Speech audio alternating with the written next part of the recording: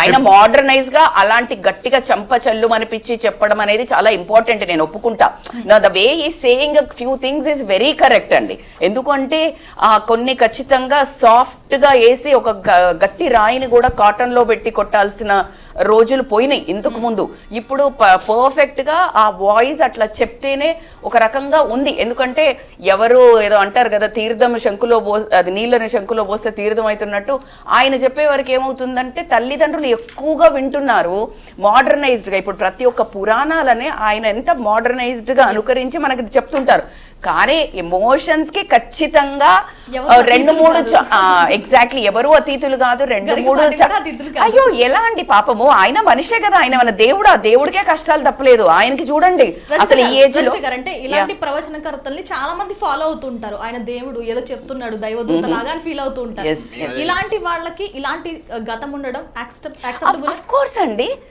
నేను అసలు ఆ విషయంలో ఇప్పుడు ఆవిడ ఎంత జెన్యూన్ గా చెప్పిందో, ఆవిడ జెన్యూన్ గా ఇది బ్యాక్ అండ్ ఫ్లాష్ బ్యాక్ అండి. ఫ్లాష్ బ్యాక్ స్టోరీని తీసుకొచ్చి మీరు ఇప్పుడు ప్లే చేసినంత మాత్రాన అది రాంగ్ అని నేను చెప్పను.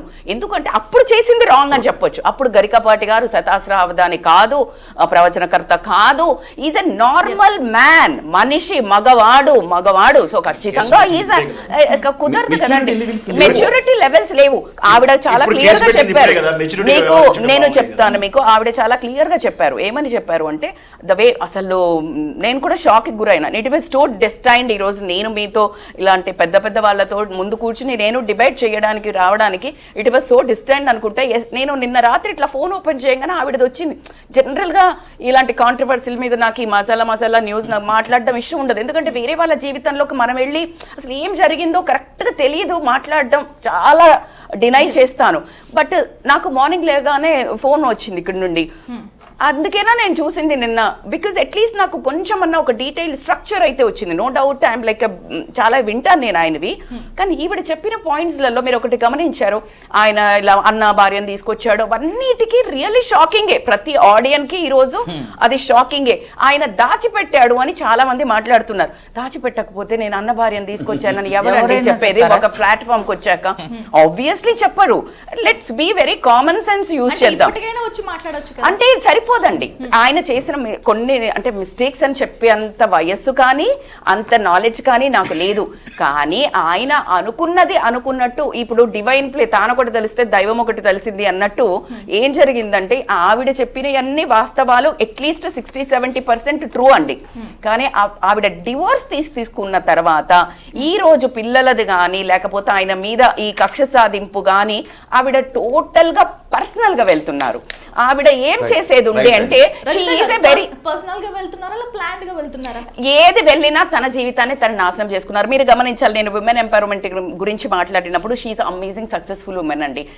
ఆమెకి నచ్చలేదు ఆయన, లేదు కష్టపెట్టాడు అనుకుంది. అసలు బేసికల్ గా ఆవిడ చాలా రెండు కాన్ఫ్లిక్ట్ గా మాట్లాడి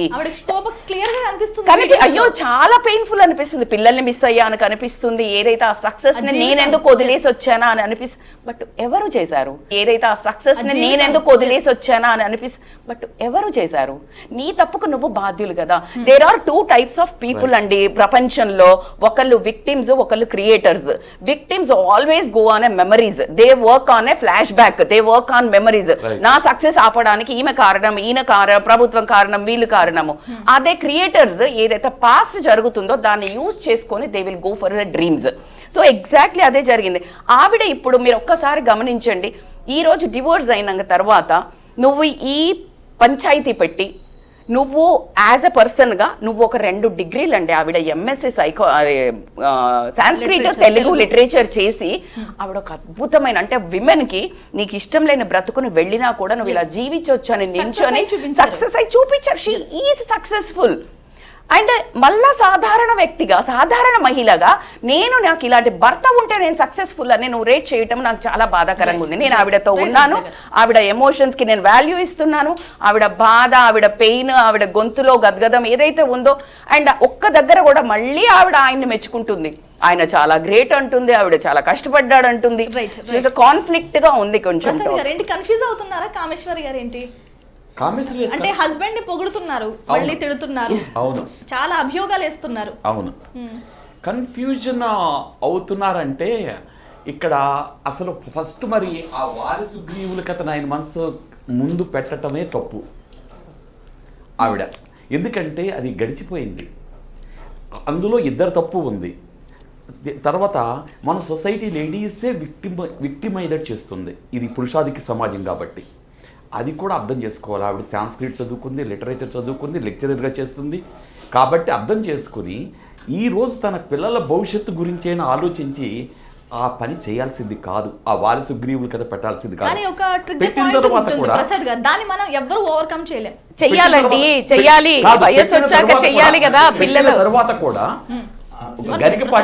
గరికపాటి గారు కేసు పెట్టాల్సింది కాదు కొడుకు ద్వారా, కొడుకుతో తన కొడుకు కేసు పెట్టడం అనేది ఈవిని మరింతగా రెచ్చగొట్టింది. అయితే రెచ్చగొట్టినా సరే నేను ఇలా బయటికి రావటం మూలంగా నా కొడుకుల జీవితాలు అల్లకొల్లోలం అవుతాయి, నా కొడుకులు పెళ్లి చేసుకున్న కుటుంబాల్లో పలచనవుతారు, సమాజంలో పలచనవుతారు, నా కొడుకుల కుటుంబం సమాజానికి ఒక టాపిక్ అవుద్ది, ఇలా డిబేట్స్ టాపిక్ అవుతుంది. నా భర్త ఓకే, నా భర్తను నీచుడని తిట్టు, ఏదైనా తిట్టు, నీకు హక్కు ఉంది. కానీ శారద గారి జీవితం ఏంటి? శారద గారు తనకి పిల్లలే లేరు, ఒక రెస్పెక్టబుల్ పొజిషన్ ఆవిడ ఎంతో కోఆపరేట్ చేస్తూ ఆవిడ పిల్లల్ని తన పిల్లల్లాగా పెంచుతూ మనకెవరికీ తెలియదు కదా, సొంత పిల్లల్లాగా చూస్తూ గరికపాటి గారికి సహకరిస్తూ, గరికపాటి గారు మనందరికీ ప్రవచనాలు చెప్పడానికి పరోక్షంగా శారద గారు ఎంతో సహకారం ఉంది. అటువంటి శారద గారు బయటకు వస్తే కానీ తెలియదు ప్రసాద్ శారద గారిని కూడా బాధ పెట్టింది ఈ కామేశ్వరి గారు. తను మళ్ళీ అట్ ది సేమ్ టైము తను కూడా బాధపడుతుంది. కానీ ఇక్కడ కామేశ్వరి గారిని నేను రిక్వెస్ట్ చేసేది ఏంటంటే, హ్యూమన్ అన్నాక తప్పు చేస్తారు, నేను కామేశ్వరి గారి తప్పు అని ఎత్తి చూపడం నా ఉద్దేశం కాదు. ఆమె జీవితమే కదా, ఆమె జీవితమే. కానీ నేను పొరపాటును ఎత్తాను, పొరపాటును పెట్టాను, ఇదంతా వద్దు, నా కుటుంబం బాగుండాలి, నా పిల్లలు బాగుండాలి, శారద గారు బాగుండాలి. ఓకే, నువ్వు భర్తను కోరుకోవద్దు, నీ భర్త మీద కోపం ఉంది కాబట్టి అని అట్లీస్ట్ వాళ్ళ కోసమైనా సరే దీన్ని ఉపసంహరించి దయచేసి దీని మీద డిబేట్లు పెట్టొద్దు, ఏమీ చెయ్యొద్దు, నన్ను క్షమించండి అని బిడ్డలైనా సరే బిడ్డల పట్ల చాలా అమానుషంగా ప్రవర్తించింది. ఒక తల్లి ప్రవర్తించకూడదు, అమానుషంగా ప్రవర్తించింది. ఎందుకంటే ఆ బిడ్డలను వీధిలోకి లాగింది ఆవిడ. కాదు, గరికపాటిని వీధిలోకి లాగుదాం అనుకుంటే బిడ్డలు వీధిలోకి లాగబడ్డారు. బిడ్డలు తండ్రి దగ్గర ఉన్నారు, తండ్రి మాట వింటారు. చిన్నపిల్లలు కాదు కదా, చిన్నపిల్లలు కాకపోయినా పరశురాముడు అంతటోడే తల్లిని నరికాడండి. పరశురాముడు అంతటోడే తల్లిని నరికాడు. తర్వాత ఇంకొక విషయం, మనం ఒక ఫ్రేమ్ నుంచి బయటికి రావాలి. సమాజం కానీ మన డిబేట్లో ఉన్న వాళ్ళు కానీ, సమాజంలో ఆచరించి చెప్పేవాళ్లే ప్రవచనాలు చెప్పాలి అనే ఒక సూత్రం ఉందో చూసారా, ఆ కళ్ళద్దాలు తీసేయాలి. కాదు, నీకు తెలిసిన విషయం ఏదైనా సరే చెప్పొచ్చు. రిసీవ్ చేసుకునే ప్రభావం చెప్తుంది, ట్రస్టబిలిటీ ఉంటుంది కదా. సక్సెస్ సాధించి తన కథ చెప్తున్నప్పుడు వాడిని ప్రత్యక్షంగా చూస్తూ నేర్చుకుంటారు కదా. ఇంకొక విషయం చెప్తానండి, ఇక్కడ అభిప్రాయం కావచ్చు, కాదండి, మీకు డిఫరెన్స్ తెలియాలి. ఇక్కడ మనకి ఇద్దరు ప్రవచనకర్తలు ఉన్నారు. ఇద్దరు తెలుగు ప్రజలకి రెండు కళ్ళు లాంటి వారు. ఒకటి చాగంటి గారు, రెండోది గరికపాటి గారు. ఈ ఇద్దరు ప్రవచనకర్తల్ని చూసినప్పుడు నాకేమనిపిస్తుందో తెలుసా, వ్యక్తిగతంగా నేను ఫీల్ అయ్యే తెలుసా. చాగంటి గారు చూసినప్పుడు పోతనామాత్యుడు అనిపిస్తాడు, గరికపాటి గారిని చూసినప్పుడు శ్రీనాథ మహాకవి అనిపిస్తాడు. అది మీ అభిమానం కాదు, వాళ్ళ క్యారెక్టర్స్ కూడా అలాగే ఉంటాయి. ఈయనలో ఆ అహంకారం కానీ, ఆ చెప్పే కమాండ్ కానీ, ఆ మనుషుల్ని మాటలతో ఒక్కోసారి పొడిచినట్టు ఉంటుంది. తర్వాత స్త్రీల విషయంలో ఆయన మాట్లాడిన విషయాలు ఒక సాధారణ మనిషి మాట్లాడినట్టు కూడా మాట్లాడారు. నేను ఆ మాటలు ఇప్పుడు సభాముఖంగా ఈ డిబేట్లో చెప్పలేను, కానీ నేను ఆ రోజు అనుకున్నాను, ఏంటి స్త్రీల యొక్క దీని గురించి మాట్లాడతారేంటి అనే విషయం నేను మా అబ్బాయితో షేర్ చేసుకున్నాను. కానీ అది తప్పే, కొన్ని తప్పులు ఉంటాయి, బలహీనతలు ఉంటాయి, అలాగా అందరిలోనూ ఉంటాయి. ఇప్పుడు మేము ఉన్నాం, నలుగురు ఉన్నాం, మేము కొన్ని రైట్ విషయాలు మాట్లాడతాం, కొన్ని కోణాల్లో కొన్ని తప్పులు మాట్లాడతాం. 100% పర్ఫెక్ట్గా ఎవరు మాట్లాడరు.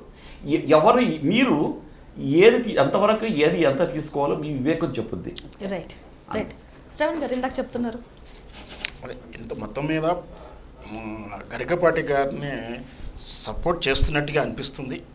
అయినప్పటికీ మన గరికపాటి గారిని సపోర్ట్ అని కాదు, కానీ ఆయన ఉన్న జ్ఞానానికి అందరూ ఇప్పుడే ఓకే ఇప్పుడు సపోర్ట్ అని కాదండి. ఇప్పుడు నీకు ఒకటి నేను ఒక చిన్న చెప్తాను. ఒక 95 కరెక్ట్ చెప్పి నీకు 5 రాంగ్ చెప్తే why we're focusing on only negative.